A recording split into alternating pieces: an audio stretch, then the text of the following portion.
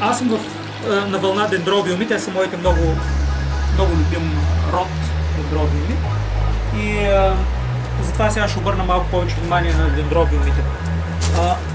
Имаме страшно много дендробиум монилиформе. Дендробиум монилиформе са много миниатюрни растения.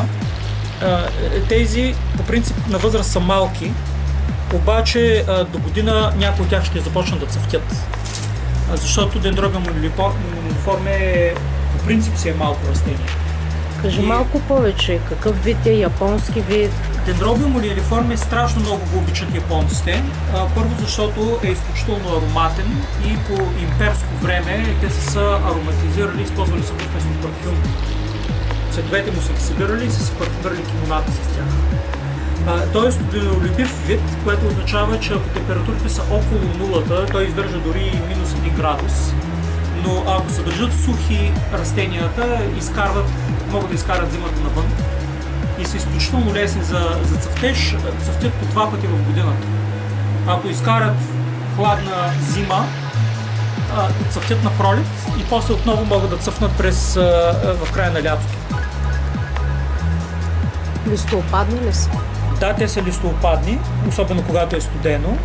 И използвах Google Translate да преведа за цветчетата на дендробиум монилиформе и те казват, че понякога цъфтят по 2 цветчета на бастун. Като има да предвид на стъпла.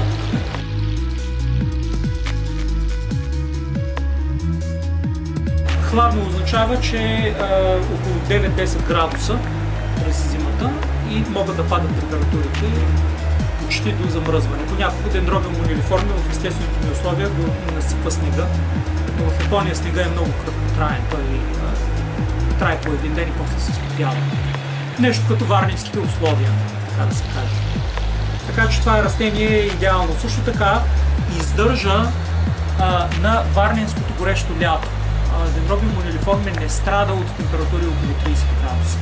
Може да издържи дори 32-34 градуса, което е идеално за Варна, защото във Варна много от орхидеите страдат през горещото лято.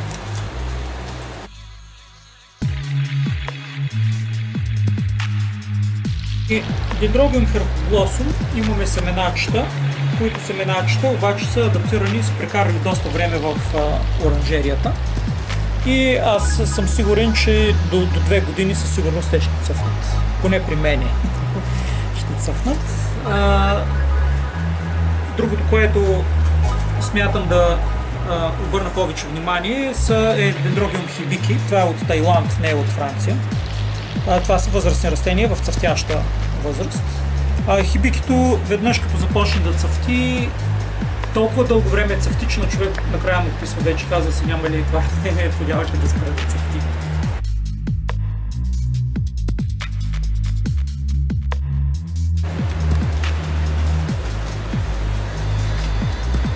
Сложих дендробиум уникум, няколко дендробиум уникумите ги сложих в саксийки, защото много от хората се притесняват, когато са на монтирани.